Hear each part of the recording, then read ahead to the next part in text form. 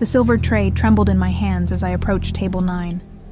My feet ached after 8 hours of standing, and the small of my back throbbed with a dull pain that had become my constant companion since entering the 5th month of pregnancy. The weight of exhaustion pressed down on my shoulders, but I couldn't afford to lose this job. Not now, not when I had another life depending on me. "Table 9, 2 filet mignons, medium rare," whispered Paolo, the head waiter at Bellucci's, the most exclusive Italian restaurant in the city. His eyes swept over my uniform, lingering a second too long on my swollen belly. "Try not to make a spectacle of yourself tonight, Elena. Mr. Moretti doesn't like his staff to be distracting." I nodded silently, keeping my eyes down as I'd learned to do since taking this job 3 weeks ago. Mr. Moretti, the owner, had only hired me as a favor to my aunt who had cleaned his houses for years. He'd made it clear that a visibly pregnant waitress wasn't the image Bellucci's wanted to project, but had reluctantly stationed me in the private dining section, away from the regular clientele. The private section was reserved for special guests, people with money and influence who didn't want to be seen by the general public.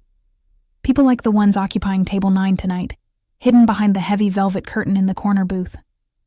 All I knew was that the reservation had been made under the name Ricci, and that the staff had been instructed to provide impeccable service without making eye contact.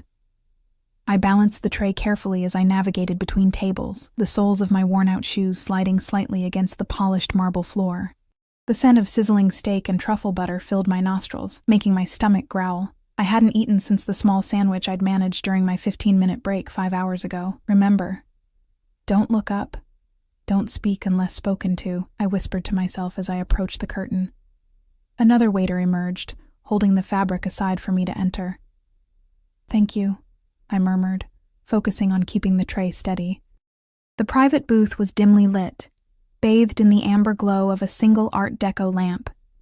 I could make out the silhouettes of 2 people, seated across from each other at the table, a man and a woman. The woman's laughter, high-pitched and artificial, stopped abruptly as I entered. "Your filet mignon," I announced softly, eyes trained on the tray, as I carefully set it down on the serving stand beside the table. That's when I caught his scent, sandalwood and something darker, something familiar that sent a jolt of electricity down my spine.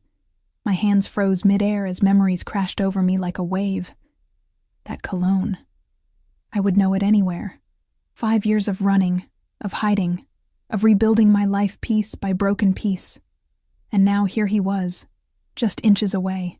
My heart hammered against my ribs as I fought the urge to look up, to confirm what I already knew in the marrow of my bones. "Is there a problem?" The woman's voice cut through my panic, sharp as a blade.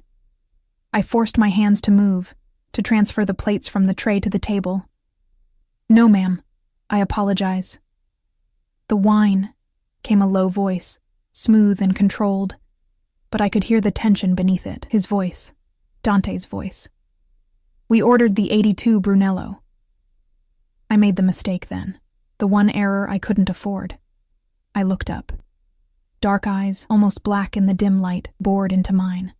His face was exactly as I remembered it, perhaps with a few more lines at the corners of his eyes, but still devastatingly handsome. The sharp jawline, the full lips now pressed into a hard line, the slicked-back midnight hair with just a touch of silver at the temples. Dante Ricci. The man I'd fled from 5 years ago, leaving nothing but a hastily written note, and the wedding ring he'd placed on my finger. Time seemed to stop as recognition dawned in his eyes, followed swiftly by disbelief, and then something darker as his gaze dropped to my pregnant belly. "Sir?" I managed to whisper, my voice barely audible. His companion, a stunning blonde with crimson lips and a dress that probably cost more than I made in 3 months, looked between us with growing irritation. "Do you two know each other?" she demanded, perfectly manicured nails drumming against the table. Dante didn't answer her. He didn't even look at her. His eyes remained fixed on me, on my stomach, his expression unreadable. Then, with deliberate slowness, he reached for his wine glass, took a sip, and set it back down. "No," he said finally, his voice like ice. "The waitress made a mistake. Bring the wine, then leave us." I nodded, unable to speak, and backed away, nearly colliding with the curtain in my haste to escape. Once outside, I pressed my back against the wall, struggling to breathe as black spots danced at the edges of my vision. "Elena?" Paolo appeared at my side, concern etched across his features. "What's wrong? You look like you've seen a ghost." "A ghost. If only it were that simple." Dante Ricci wasn't a ghost. He was far more dangerous than that. He was the head of one of the city's most powerful crime families, a man who commanded loyalty through fear and respect in equal measure. A man who had once loved me with a possessiveness that had both thrilled and terrified me. A man who never forgot a betrayal, and I had betrayed him in the worst possible way. I need a minute," I stammered, pressing a hand against my churning stomach. Paolo's eyes narrowed. "You know who that is in there, don't you?" When I didn't answer, he gripped my arm. "Listen to me, Elena. Whatever history you have with Mr. Ricci, forget it. He's not the kind of man you want to cross. Just bring the wine and stay out of his way for the rest of the night." I nodded mechanically, but as I moved toward the wine cellar, I knew it was already too late. The moment our eyes had met, my carefully constructed new life had begun to unravel. Dante had found me, and judging by the cold fury in his eyes when he'd looked at my pregnant belly, he had already jumped to conclusions, the wrong conclusions. With trembling hands, I retrieved the bottle of Brunello from the temperature-controlled case. $200 for a single bottle, more than my monthly rent. As I carried it back to table 9, I tried to steady my breathing, to formulate a plan. I could leave right now, walk out the back door, disappear again. But where would I go? I had barely enough money to make it through the month, let alone start over somewhere new. And with the baby coming, when I returned to the booth, Dante was alone. The blonde was nowhere to be seen. "Sir, your wine," I said, keeping my voice as steady as possible as I presented the bottle for his inspection. "Would you like me to pour?" He studied the label, then nodded once. I uncorked the bottle, fighting to keep my hands from shaking as I poured a small amount into his glass. He didn't taste it, just motioned for me to fill the glass. "Where is your companion?" I asked, immediately regretting the question. His eyes flicked up to mine, dark and dangerous. "She had a sudden headache. Sit down, Elena." It wasn't a request, it was an order, delivered in the same quiet, authoritative tone that had always made his men jump to attention. I hesitated, glancing toward the curtain. "No one will disturb us," he said, reading my thoughts as he had always been able to do. "Paolo knows better than to interrupt me when I've asked for privacy, of course. Paolo would never risk offending one of the restaurant's most important patrons. I was on my own." Slowly, I lowered myself into the seat across from him, acutely aware of how ridiculous I must look in my black and white uniform, my swollen belly pressing against the edge of the table. Dante watched me with an unsettling intensity, his fingers idly turning the stem of his wineglass. 5 years, he said finally, his voice deceptively soft. 5 years without a word, and now I find you here, serving me dinner, carrying another man's child. I flinched at the barely contained rage beneath his calm exterior. "Dante? Who is he?" He cut me off, leaning forward slightly. "The father. Is it that musician you were so fond of? Marco?" "No, it's not. Or perhaps one of the many men I'm sure you've been with since you walked out on our marriage." His smile didn't reach his eyes. "Did you think I wouldn't find you eventually? Cara mia, did you think I had forgotten you?" A chill ran down my spine. The endearment sounded like a threat on his lips. "I didn't think you'd want to find me after what happened," I said quietly, placing my hands protectively over my stomach. His eyes followed the movement, and yet here you are, living in my city, working in a restaurant I frequent. He took another sip of wine, studying me over the rim of his glass. "Quite a coincidence, wouldn't you say?" "It's not what you think. I didn't know." "What I think," he interrupted, "is that my wife, yes, Elena, you are still legally my wife, abandoned our marriage, stole from me, and is now carrying another man's child while living in poverty." His voice remained eerily calm. "Do you deny any of this?" I swallowed hard. "I didn't steal from you." He laughed, a sound without humor. "No? The necklace I gave you on our wedding day, my grandmother's necklace, vanished along with you. 3 perfect emeralds, worth more than this restaurant. I didn't take it," I insisted, my hands clenching into fists beneath the table. "Check your safe. Check with Salvatore. I left everything behind. A flash of something, doubt, perhaps, crossed his features before his expression hardened again. Salvatore has been dead for 4 years. Convenient that you would name him. My blood ran cold. Salvatore had been Dante's right-hand man, like an uncle to him since childhood. Dead? How? Betrayal has consequences, Elena. You should remember that. He glanced at my stomach again, and I instinctively placed my hand over it, as if I could shield my unborn child from his gaze. How far along are you? 5 months, I answered truthfully. Seeing no point in lying, he nodded slowly, calculating. And who is the lucky man? I met his gaze steadily, finding a shred of courage from somewhere deep inside. No one you know. For a moment, I thought he might reach across the table and grab me, as he had sometimes done in the past when his temper flared. Instead, he pulled out his phone, typed something quickly, and slid it back into his pocket. You look tired, Elena, he observed, his tone suddenly conversational. How long have you been working here? The abrupt change unsettled me more than his anger. 3 weeks. And before that?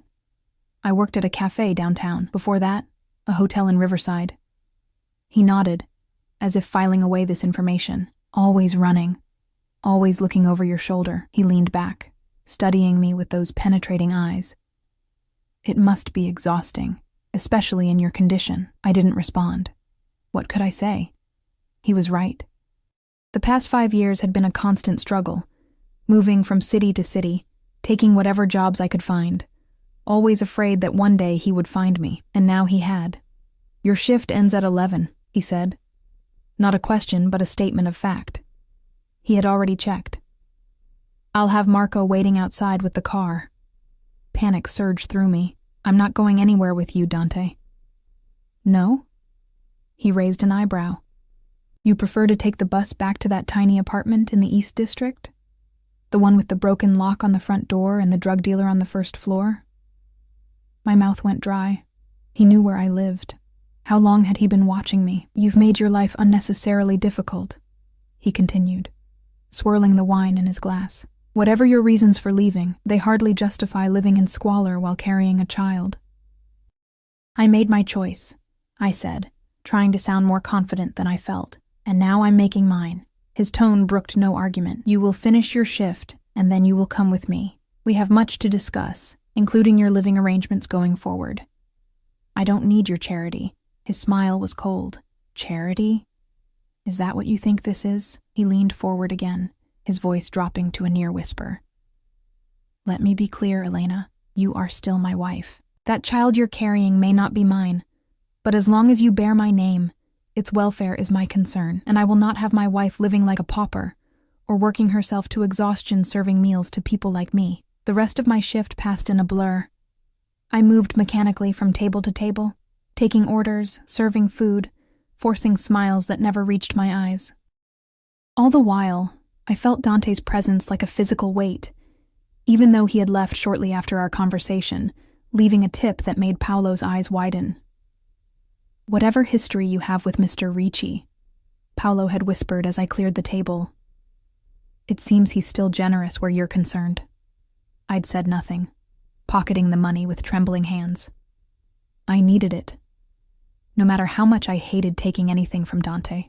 The rent was due in 3 days, and my last doctor's appointment had depleted what little savings I had managed to scrape together. As 11 o'clock approached, dread pooled in my stomach. I could run, grab my purse from the staff room and slip out the back door. But what then?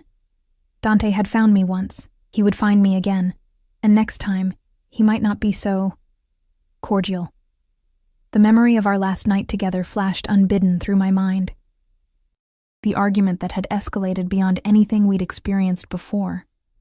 The look in his eyes when he'd discovered I'd been secretly taking birth control pills, thwarting his desire for an heir. The rage that had transformed his handsome face into something frightening, something inhuman. You've betrayed me, he had snarled, hurling a crystal tumbler against the wall where it had shattered into 1,000 glittering pieces. After everything I've given you, everything I've done for you, I had cowered in the corner of our bedroom, terrified not by the broken glass or his shouting, but by the cold, calculating fury that had followed. The quiet that had descended as he'd straightened his cuffs, looked at me with those dead eyes, and made a phone call. "Salvatore, bring the car around. We need to take care of something." That was when I knew I had to leave, not just the house, but him. His world, the gilded cage he had constructed around me from the moment he had swept into my life. And now, 5 years later, I was about to walk right back into his grasp. "Elena." Paolo's voice broke through my thoughts. "Your shift is over. There's a car waiting for you outside." I nodded, unable to speak past the knot in my throat. In the staff room, I changed slowly out of my uniform, my fingers fumbling with buttons and zippers. My reflection in the small mirror above the lockers showed a pale, drawn face, framed by dark hair, pulled back in a severe bun. I looked older than my 28 years, worn down by worry and hardship. I placed a hand on my rounded belly, feeling a reassuring kick from within. "It's going to be okay," I whispered, though I wasn't sure if I was trying to convince the baby or myself. Outside, the October air was crisp, carrying the first hint of winter. A sleek black SUV with tinted windows idled at the curb, its engine a low purr in the quiet street. As I approached, the rear door opened, and Marco, older now, with more gray in his beard but still as imposing as ever, stepped out. "Mrs. Ricci," he said, inclining his head slightly. The name, unheard for so long, sent a shiver down my spine. "Just Elena now, Marco." A ghost of a smile touched his weathered face. "As you wish. The boss is waiting." I hesitated, scanning the street as if looking for an escape route. Marco noticed, his expression softening fractionally. "He won't harm you, Elena," he said quietly. "Whatever happened between you two, he's not the kind of man who would hurt a pregnant woman." Small comfort, but it was all I had. I climbed into the back seat, where Dante sat reviewing something on his tablet, his face illuminated by its blue glow. He didn't look up as Marco closed the door and returned to the driver's seat. "Where are we going?" I asked, trying to keep the tremor from my voice as the car pulled away from the curb. Dante finally looked at me, his dark eyes unreadable in the dim light. "Home." The word hung between us, heavy with implications. I tensed. "I'm not going back to the estate, no," he agreed, surprising me. "That house has too many complicated memories for both of us." He returned his attention to his tablet. "I've arranged for you to stay at the penthouse downtown.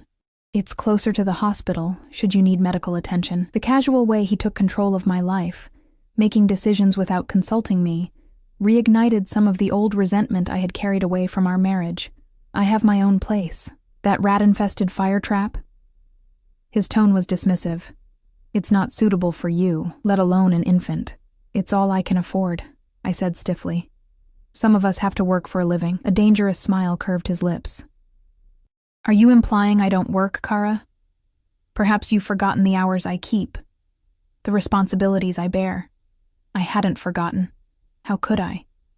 The late-night phone calls, the unexpected visitors, the meetings that couldn't be discussed afterward.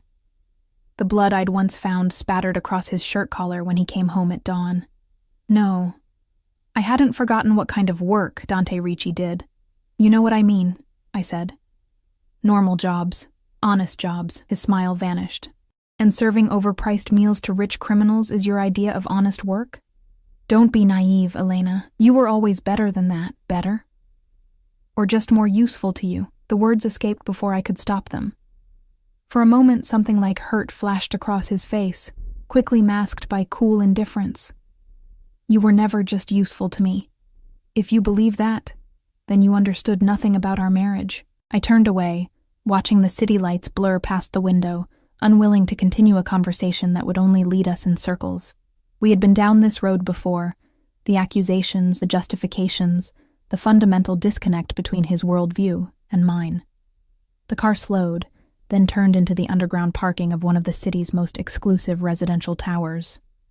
I recognized it immediately, the Pinnacle, where penthouses sold for millions and security was tight enough to keep even the most determined paparazzi at bay.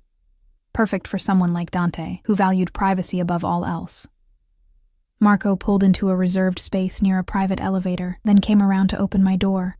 As I stepped out, Dante placed his hand at the small of my back, a gesture so familiar it sent a jolt through my body. I stiffened but didn't pull away, too aware of the armed men standing discreetly by the elevator doors. The penthouse occupied the entire top floor, with floor-to-ceiling windows offering a panoramic view of the city skyline. It was decorated in Dante's preferred style: minimalist, masculine, with subtle touches of luxury in the form of original artwork and custom furniture. Nothing like the ornate, old-world opulence of the estate where we had lived as husband and wife. "You've been here before," he observed, watching my reaction as I took in the space. I nodded. "Once, for that charity gala 3 months before I left. You wore blue," he said softly. "A dress that matched your eyes. Every man in the room wanted you, and you made sure they all knew I belonged to you," I replied, remembering how his hand had never left my waist, how his eyes had tracked every man who approached me. A faint smile touched his lips. "I did, didn't I?" He removed his suit jacket, draping it over the back of a chair. "Are you hungry? There's food in the kitchen." The abrupt change of subject was disorienting, but my stomach rumbled in response. I realized I hadn't eaten since that meager sandwich hours ago. "A little." He nodded toward the kitchen. "Help yourself. I need to make a few calls." I watched him walk away, phone already in hand, before making my way to the kitchen. It was state-of-the-art, all gleaming stainless steel and black marble, and completely spotless, clearly unused. The refrigerator, however, was fully stocked, as if someone had anticipated my arrival. Of course they had. Dante left nothing to chance. I made myself a simple sandwich, trying not to think about how much this domestic scene resembled our early days together, before I had fully understood what being Dante Ricci's wife truly meant. Before the possessiveness had become suffocating, the jealousy frightening, the control absolute. I was halfway through my meal when he returned. His tie loosened, a glass of amber liquid in his hand. "You should sit down," he said, gesturing to the living room. "We need to talk." I followed him reluctantly, taking a seat on the edge of the sofa while he settled into an armchair across from me. For a long moment he just studied me, his gaze lingering on my rounded belly. "Who is the father?" he asked finally, his voice deceptively calm. I met his eyes steadily. "Does it matter?" "It matters to me." "Why?" "So you can have him eliminated? Add him to your list of business problems solved permanently?" The bitterness in my voice surprised even me. Dante's expression didn't change, but I saw his fingers tighten around his glass. "You always did have a melodramatic view of my work. Is it melodrama when it's true? When I've seen the consequences firsthand?" He took a slow sip of his drink. "What you saw was necessary. What you never understood was why." "Enlighten me, then," I challenged, old anger bubbling up. "Explain to me why your business requires intimidation, violence, and occasionally murder. The world operates on power, Elena. Always has.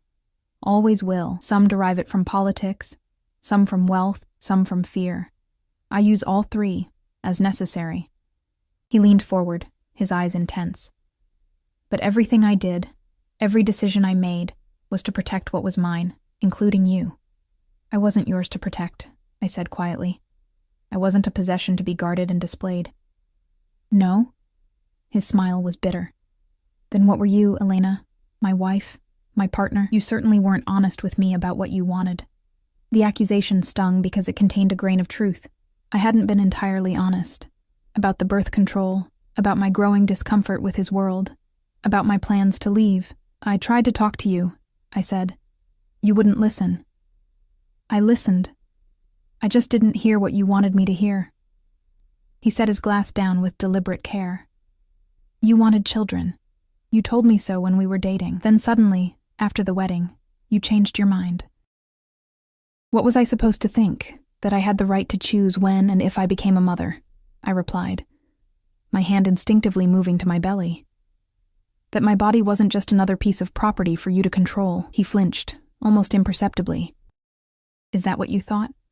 That I viewed you as property? How else was I supposed to interpret the guards who followed me everywhere? The restrictions on who I could see, where I could go, the way you reacted whenever another man so much as looked at me. I was protecting you," he insisted.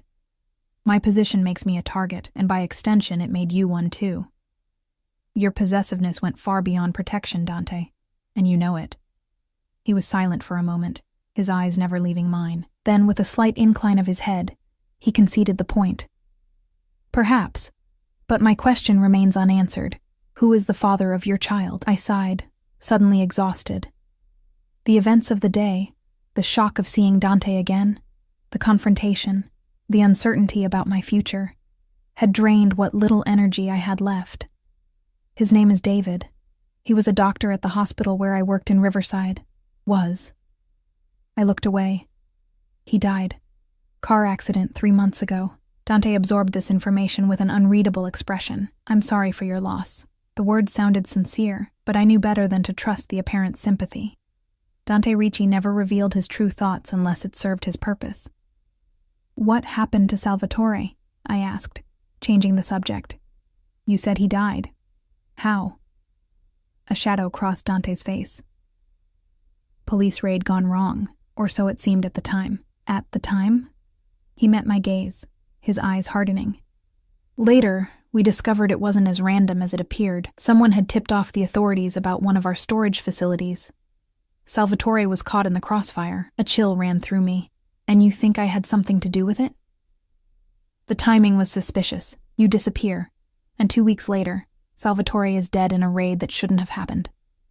He lifted his glass again, swirling the liquid thoughtfully. "But I've since learned who was really responsible.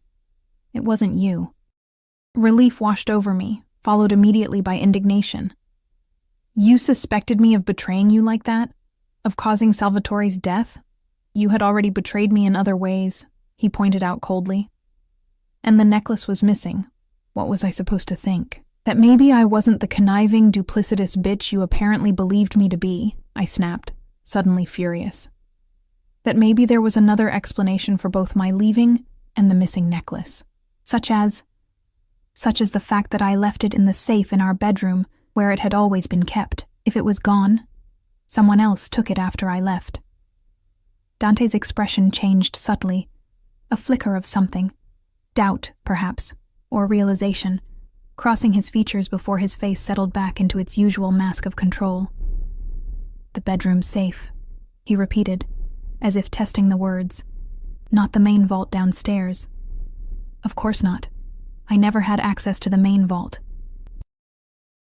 I watched him carefully, trying to read his thoughts. "You know that." He was silent for a long moment, his fingers tapping a slow rhythm against the arm of his chair. "The bedroom safe was emptied the day after you left, by Salvatore, on my orders." "And the necklace wasn't there?" I pressed, a knot forming in my stomach. "Salvatore reported that everything of value had been cleared out, as instructed. The necklace was never mentioned specifically."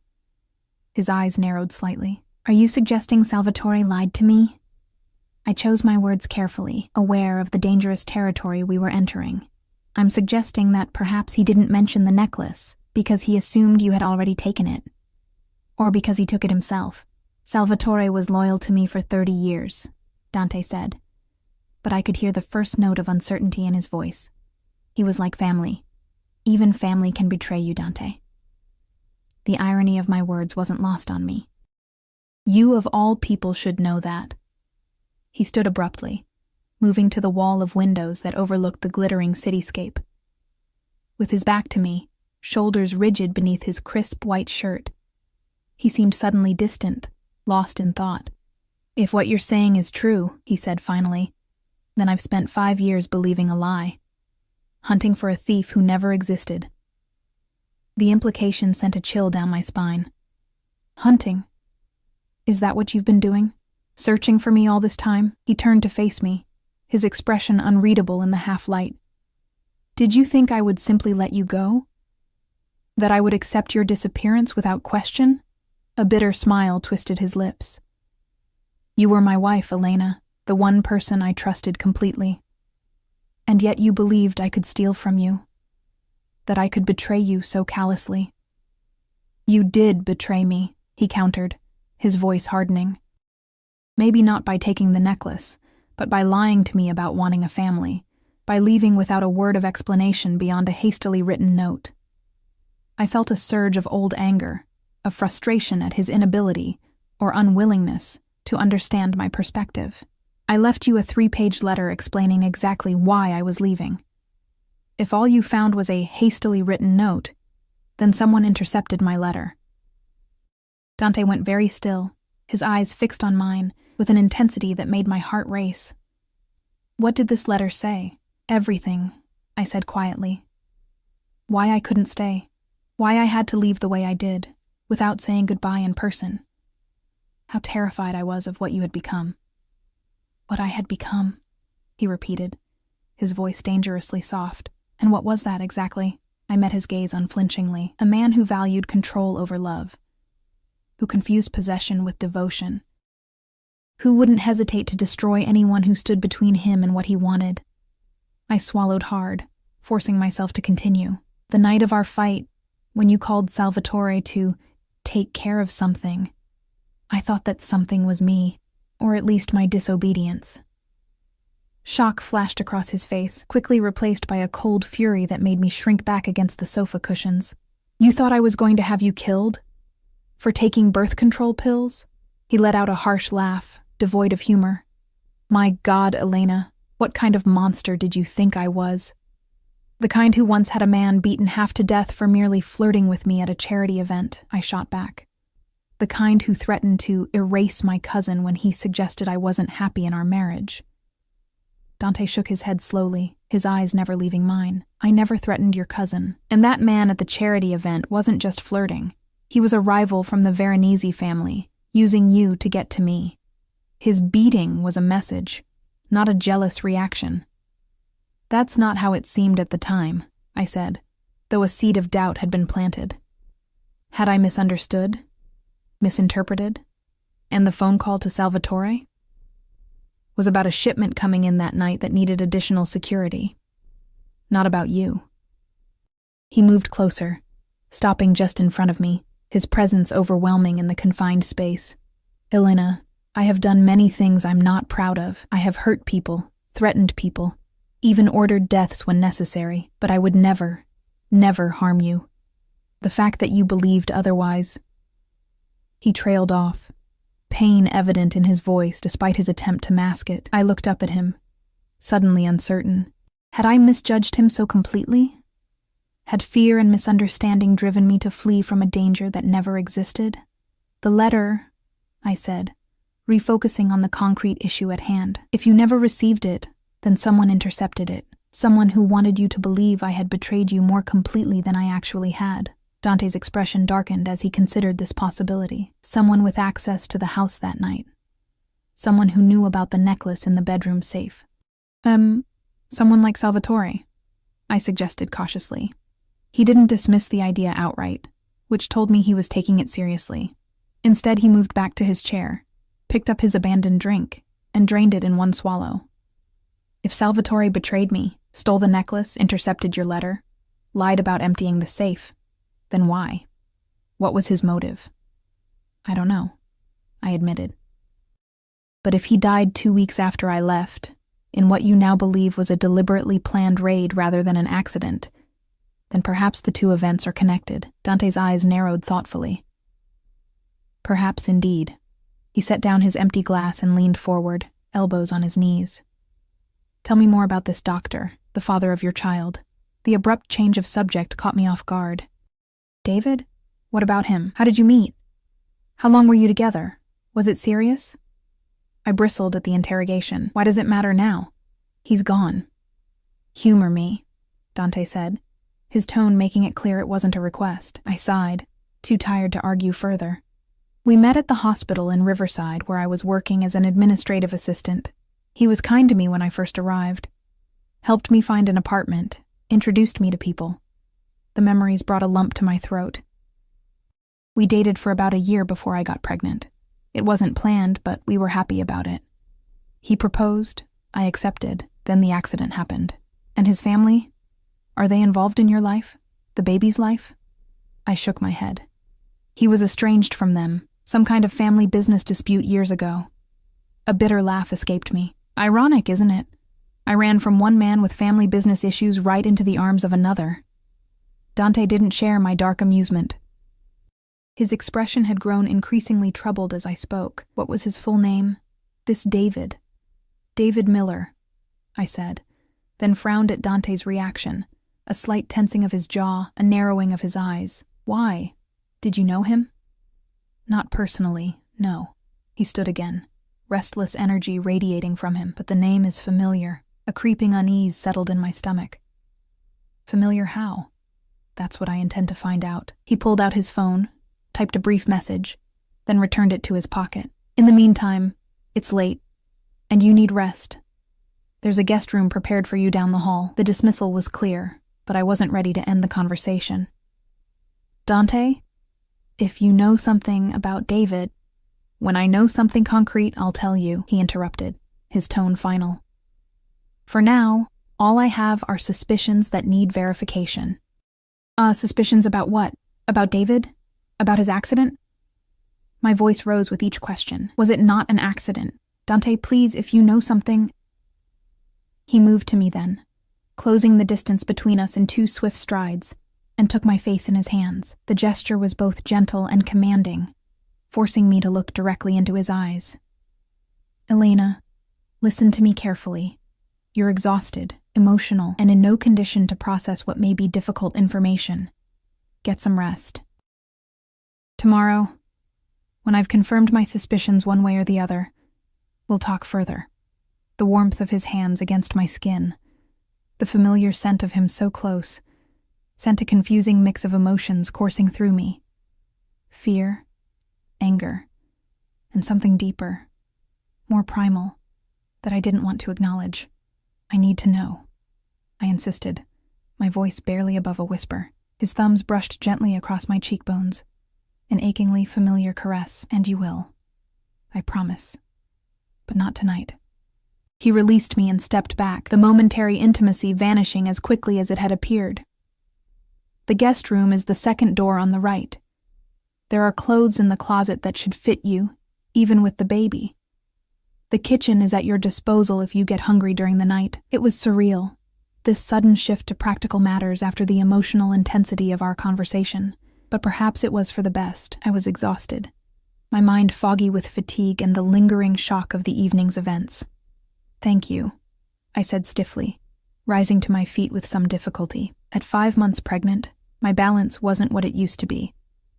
Dante noticed my struggle but didn't offer help, knowing from experience that I valued my independence, especially in moments of vulnerability. It was a small courtesy that I appreciated more than I could express. Good night, Elena, he said, as I made my way toward the hallway. I paused at the threshold, looking back at him. In that moment, with the city lights behind him and shadows obscuring half his face, he looked both familiar and strange, the man I had once loved and the dangerous stranger I had fled from. Good night, Dante. The guest room was elegantly appointed, like everything in Dante's world, with a king-sized bed draped in luxurious linens, a marble ensuite bathroom, and a walk-in closet that, as promised, contained an array of clothing in my size, including maternity wear that still bore price tags, all newly purchased, all eerily perfect for my current needs. I tried not to think about the network of information Dante must have activated to arrange this so quickly after our chance encounter at the restaurant. I showered in the cavernous bathroom, letting the hot water sluice away some of the tension in my muscles. As I dried off, I caught sight of my reflection in the full-length mirror, my rounded belly, the subtle changes in my breasts and hips, the dark circles beneath my eyes that spoke of months of stress and poor sleep. A life growing inside me, a life connected to David, who may not have been who he claimed to be. A life that would now, inevitably, be touched by Dante's world in ways I had desperately tried to prevent. I slipped into a soft cotton nightgown I found in one of the drawers and climbed into bed, pulling the covers up to my chin despite the warmth of the room. Outside, the city hummed with nightlife. But here, high above it all in Dante's fortress of luxury, an unnatural silence prevailed. Sleep should have come easily after such an emotionally draining day, but instead, I found myself staring at the ceiling, my mind replaying fragments of my conversation with Dante. The revelation about the necklace, the intercepted letter, the hints about David that Dante had refused to elaborate on. What did it all mean? And how would these revelations change my precarious situation? I must have dozed off eventually, because I woke with a start to the sound of voices in the living room, Dante's, deep and controlled, and another unfamiliar male voice. Glancing at the bedside clock, I saw it was just past 3 in the morning. Carefully, I slipped out of bed and padded to the door, opening it just enough to hear more clearly. Confirmed it was him, the unfamiliar voice was saying. The timeline matches, and the accident reports are suspicious at best. And the connection to the Veronese family? Dante asked. Still investigating, but preliminary evidence suggests he was on their payroll for at least 2 years before meeting your wife.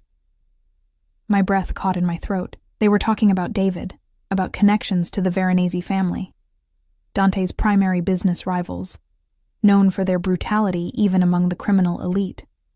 Keep digging, Dante ordered. I want everything.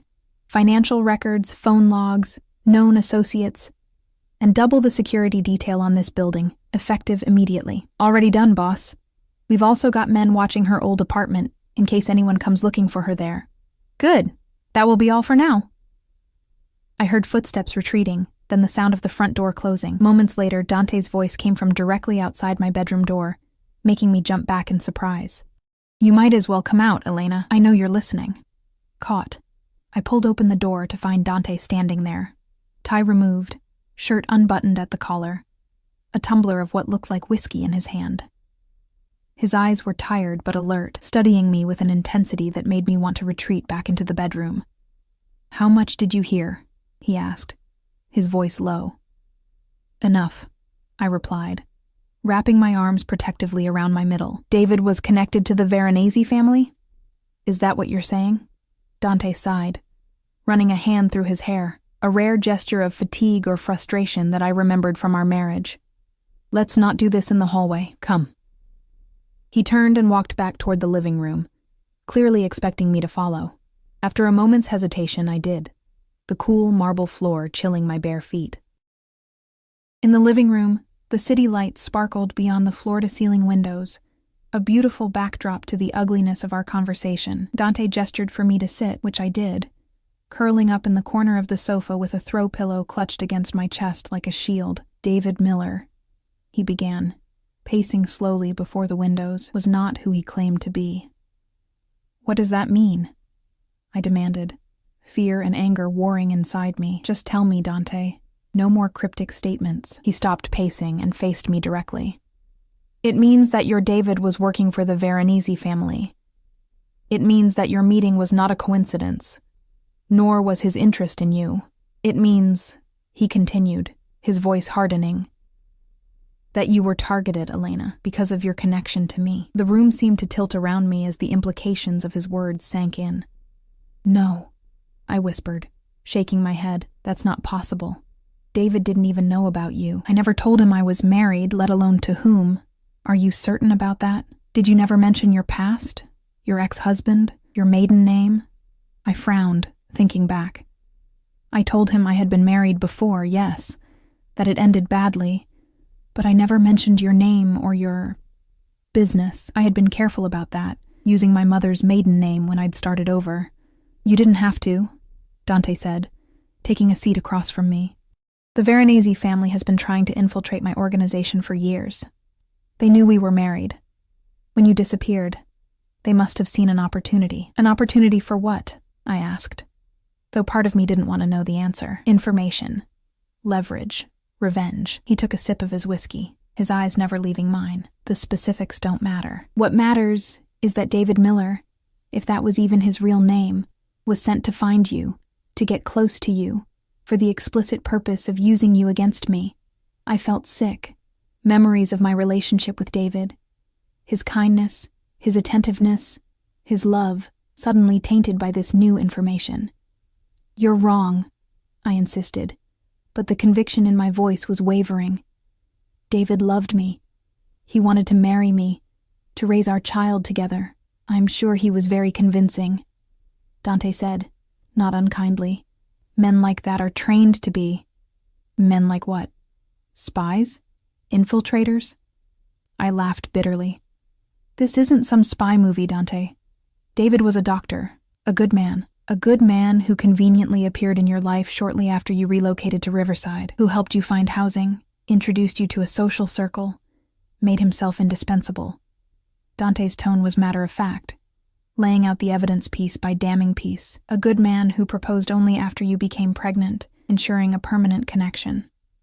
Stop it, I whispered, tears welling in my eyes. Just stop. But Dante pressed on, relentless in his dissection of my relationship with David. Did he ever introduce you to his family? His close friends from before you met? Did he ever share photographs from his childhood, his medical school days? Did he have a past that you could verify independently? Each question was like a knife, cutting away at the fabric of what I had believed was genuine love. David had been estranged from his family, he'd said, had few close friends due to his demanding schedule, had lost most of his personal belongings, including photographs, in a fire at his previous apartment. Convenient explanations, too convenient, now that I thought about them with Dante's suspicions in mind. His accident, I said suddenly, looking up at Dante with growing horror.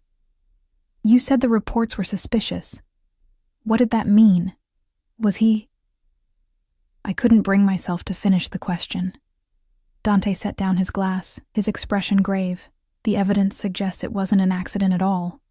The brake lines in his car had been cut. Professionally done. Difficult to detect unless you know what to look for. He was murdered, I whispered, the reality of it settling over me like a shroud. But why?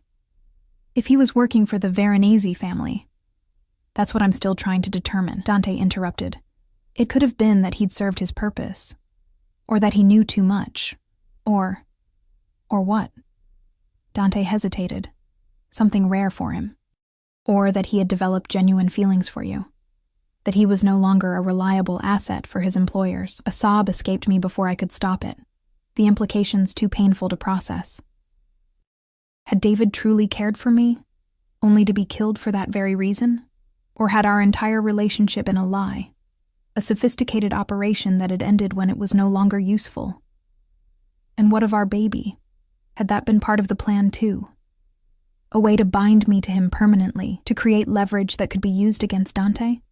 I don't know what to believe anymore, I said, wiping away tears with the back of my hand. Everything I thought I knew. I understand the feeling, Dante said quietly. When you left, when I thought you had stolen from me and possibly betrayed me to my enemies, it shook everything I believed about us.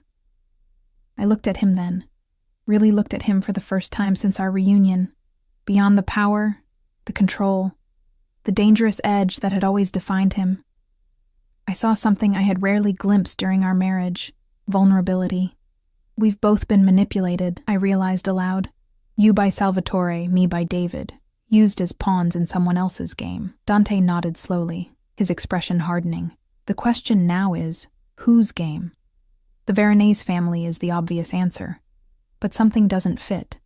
The timing, the coordination required between Salvatore's betrayal and their placement of David in your path. You think there's someone else involved?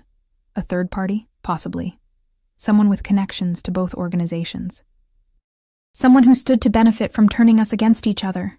He rose abruptly, moving to the bar cart to refill his glass. Someone who may still be a threat, especially now that we've reconnected. Fear, cold and sharp, sliced through me. A threat to whom? Dante turned to face me, his expression deadly serious.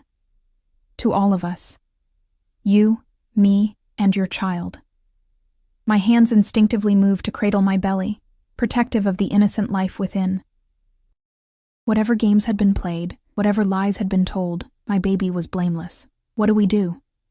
For now, you stay here, where I can ensure your safety, Dante said, his tone making it clear this wasn't negotiable. I have men investigating both Salvatore's death and David's accident, looking for connections. Once we know who we're dealing with, we can determine our next move. And if I don't want to stay here, I challenged, though without much conviction. The truth was, I had nowhere else to go that would be safe. Not if what Dante was saying proved true.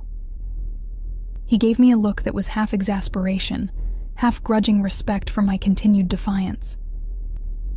Then I'll have Marco follow you with a security detail, which will be far more intrusive than simply staying in the penthouse.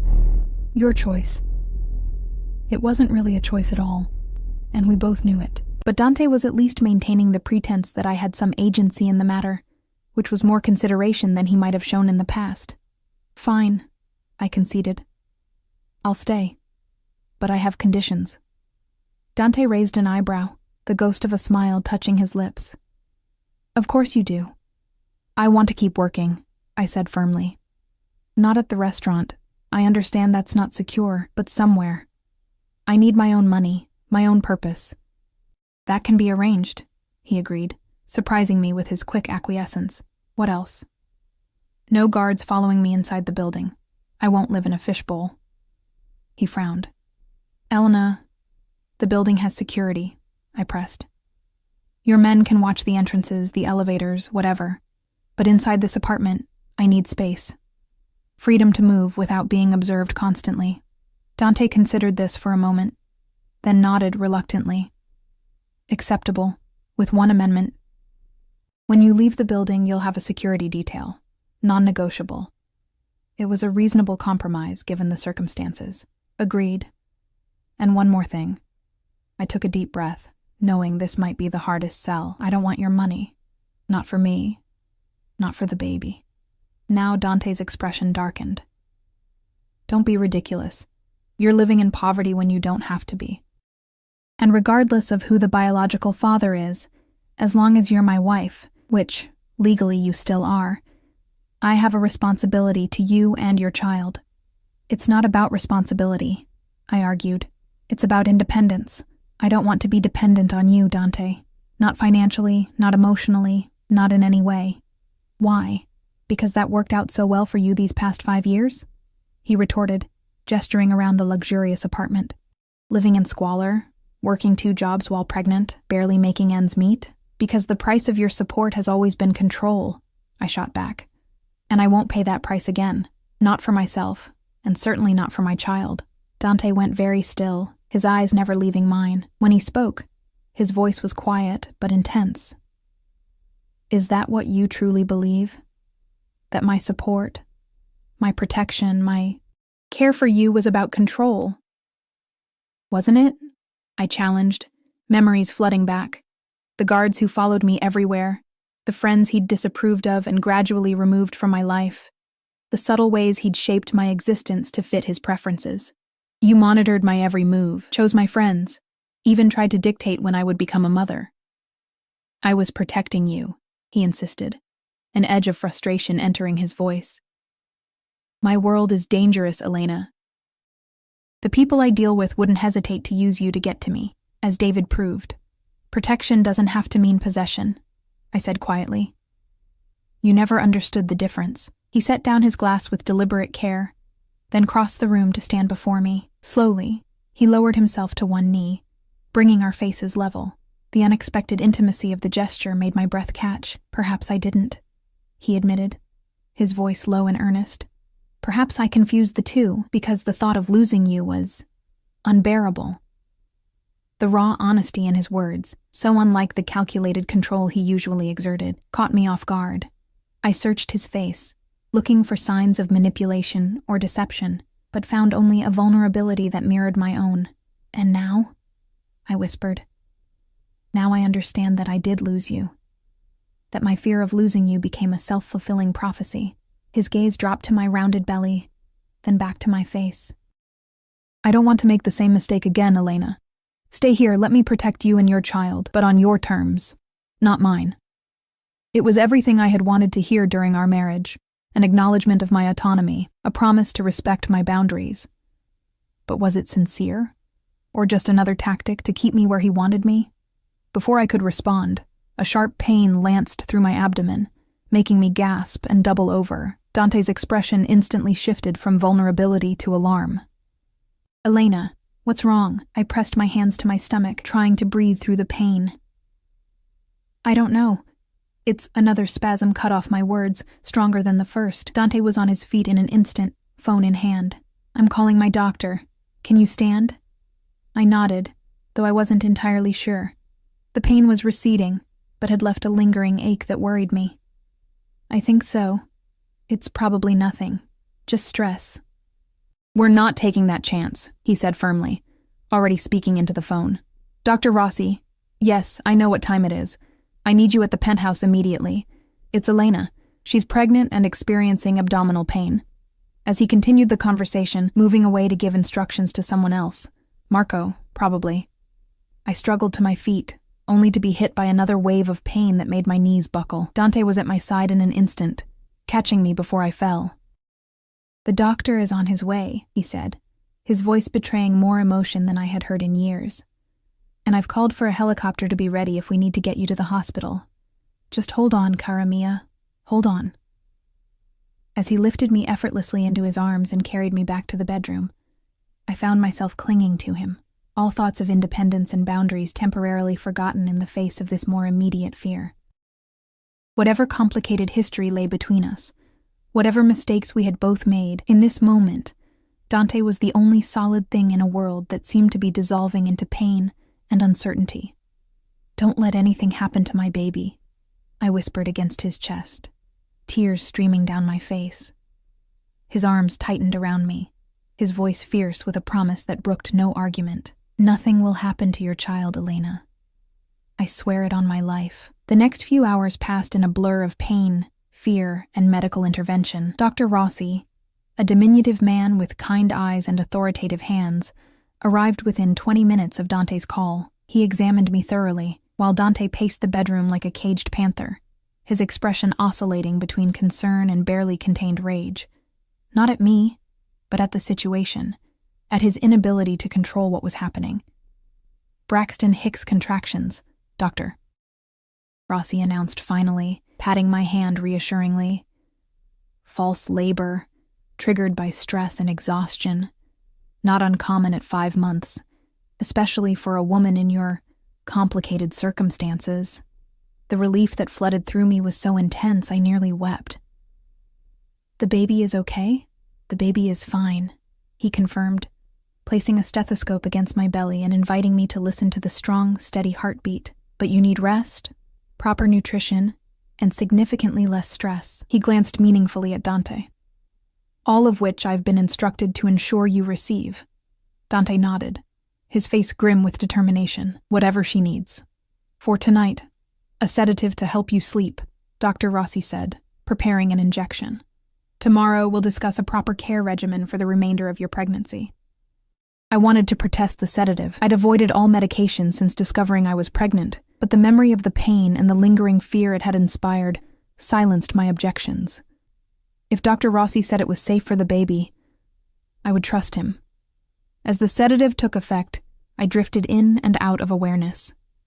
Dante and the doctor speaking in low voices at the foot of the bed, Dante making phone calls, issuing orders, his voice hard but controlled. And finally, Dante sitting in a chair beside the bed, his hand covering mine, his thumb tracing slow circles on my palm, a gesture so familiar from our marriage that it brought tears to my eyes, even in my sedated state. When I woke fully, sunlight was streaming through the partially open curtains, and Dante was still there, now reading something on his tablet, still holding my hand. He looked up immediately as I stirred, setting the tablet aside. "How are you feeling?" he asked, his voice rough with what I guessed was a night without sleep. "Better," I admitted, cautiously stretching. The pain was gone, replaced by a dull, manageable ache. "What time is it?" "Just past noon. You needed the rest." His eyes searched my face, looking for signs of discomfort or distress. "Are you hungry? Thirsty?" The solicitousness was both touching and disconcerting, a glimpse of the attentive husband he had sometimes been during our marriage, before possessiveness had overshadowed his better qualities. "Water would be good," I said, realizing my throat was dry. He reached for a glass on the nightstand, helping me sit up slightly to drink. His hand lingered at the small of my back, supportive but not controlling, and I found myself leaning into his touch despite my better judgment. "Thank you," I murmured as he set the glass down. "For everything last night, the doctor, staying with me." "You don't need to thank me for that," he said, his voice uncharacteristically gentle. It was the least I could do. An awkward silence fell between us, filled with unspoken questions and unresolved tensions. Finally, I broke it with the most pressing issue on my mind. The baby is really okay? Dr. Rossi confirmed it this morning before he left. The heartbeat is strong, and there are no signs of complications.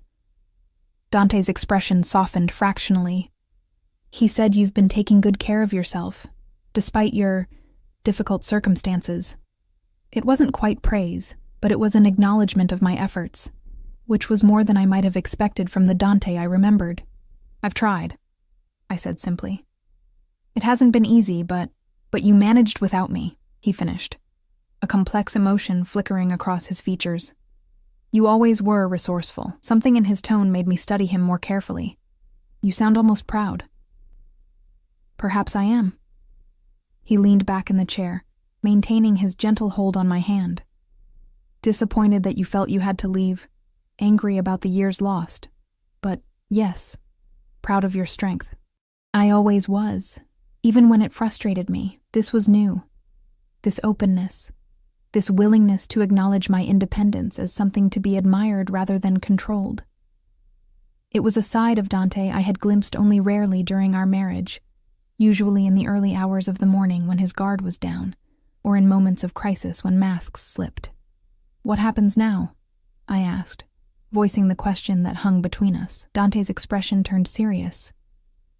Now we keep you and the baby safe while my men continue their investigation. I have leads on the connection between Salvatore and the Veronese family and on David's real identity. And then what? Once you have the information you need? He hesitated, choosing his words carefully.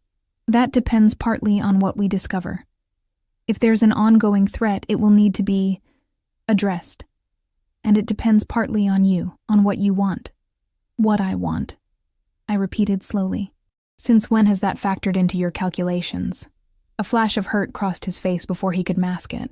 Perhaps I've learned a few things in the past 5 years, Elena. Loss has a way of clarifying priorities. I wanted to believe him. Part of me desperately wanted to believe that Dante had changed, that he had learned from the mistakes that had driven me away. But another part, the cautious, self-protective part that had kept me alive and independent these past 5 years, whispered warnings about trusting too easily, about falling back into old patterns. I need time, I said finally. Time to process everything that's happened. Everything we've learned about Salvatore, about David, about each other. Dante nodded, his expression guarded but not cold. Time you shall have. In the meantime, Doctor, Rossi has ordered bed rest for today and a follow-up appointment tomorrow. I've taken the liberty of contacting the restaurant to inform them you'll be taking a leave of absence. I bristled slightly at his presumption, then reminded myself that he was right. I couldn't return to waitressing, not after what had happened, not with the potential threat still looming. Still, the principle mattered. In the future, I'd appreciate being consulted about decisions that affect my life, I said, keeping my tone even but firm. To my surprise, Dante inclined his head in acknowledgement. Noted. It won't happen again without your input. Another step forward, another small concession to my autonomy. I found myself wondering if this new consideration was genuine or simply a tactic to regain my trust. With Dante, it had always been difficult to separate genuine emotion from strategic calculation. There's something else we need to discuss, he said, interrupting my thoughts. Something I discovered early this morning. The serious tone of his voice made me tense. What is it? The investigation into David's background revealed something unexpected. He paused, as if weighing how much to tell me. The DNA samples we obtained from his personal effects suggest that he may have been related to Antonio Veronese. Related? You mean he was family? Not just an employee? Dante nodded grimly. A nephew, we believe, which would explain his level of involvement in family operations, and the particular interest the Veronese family took in your situation. The implications hit me like a physical blow. Not only had David been working for Dante's enemies, he had been one of them, bound by blood to the very family that had been trying to destroy Dante's organization for generations. Did he know? I whispered, a new, horrible thought occurring to me. Did he know who I really was from the beginning? Was everything, every moment, every word, every touch just part of the operation? Dante's expression softened with what appeared to be genuine sympathy. I don't know, Elena. It's possible he was simply following orders, targeting you based on your connection to me without knowing the specifics, or he knew exactly who I was and deliberately manipulated me. I finished, a wave of nausea washing over me that had nothing to do with my pregnancy. We may never know his true motivations, Dante said quietly. Men like that, men like me, learn to compartmentalize, to separate personal feelings from business necessities. It's possible he developed genuine feelings for you, even while carrying out his family's orders.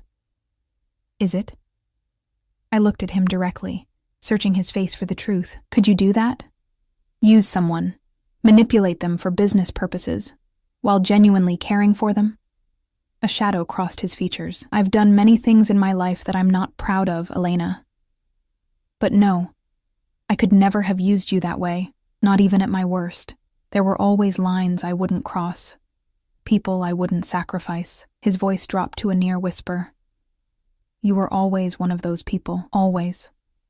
The raw honesty in his voice touched something deep inside me, a part that had never fully stopped loving him despite everything that had happened between us. But loving Dante and trusting him were two very different things. And trust was what had been broken beyond repair. Or had it? The events of the past 24 hours had shaken everything I thought I knew. About David, about Salvatore, even about Dante himself. If I had been wrong about David, a man I had planned to marry, could I also have been wrong about Dante? Not entirely wrong, perhaps, but wrong in the ways that mattered most. I need to understand what really happened 5 years ago, I said slowly. Not just Salvatore's betrayal or the missing necklace, but between us. What went wrong? Why I felt I had to leave. Dante was silent for a long moment, his dark eyes unreadable. I know what went wrong, he said finally. I loved you too much and trusted you too little. I tried to protect you by controlling you, not realizing that in doing so I was driving you away. The admission stunned me. It was more self-awareness, more accountability than I had ever expected from him. Why didn't you ever say this before? When it might have made a difference. Because I didn't understand it then. He replied simply. It took losing you to recognize my mistakes. And by then, it was too late. Tears pricked at my eyes, the weight of what might have been, what still might be, suddenly overwhelming. Is it still too late? I asked, the words escaping before I could reconsider them. Dante's hand tightened around mine. That depends on you, Elena, on whether you can forgive not just my past mistakes, but the man who made them, on whether you believe people, even people like me, can change. Can they? Can you? I have changed, he said, his voice low and intense. I'll never be a good man, Elena. I've done too much, seen too much to claim that title, but I can be better. For you, for your child, if you'll let me. My free hand moved instinctively to my belly, to the innocent life growing there, a life that would need protection in a world that had already proven more dangerous and deceitful than I had realized. The baby, I said hesitantly, even knowing it's not yours. Even knowing who the father might have been, is innocent of its father's sins, Dante finished firmly. I would never punish a child for the circumstances of its birth, and if you allowed it, I would be honored to raise it as my own. The intensity of his declaration left me breathless. This was not the possessive, controlling Dante I had fled from 5 years ago. This was something different. A man tempered by loss, humbled by mistakes, offering not demands but choices. We can't just pick up where we left off, I warned, needing to be absolutely clear. Too much has happened. We're different people now. I'm not asking for that, he assured me. I'm asking for a chance to start again, to build something new, something better, something based on trust and respect, not control and fear. Could it work? Could we find our way back to each other after everything that had happened? Or more accurately, could we find our way forward to something neither of us had fully managed to create in our first attempt at marriage? One day at a time, I said finally. neither accepting nor rejecting his proposition.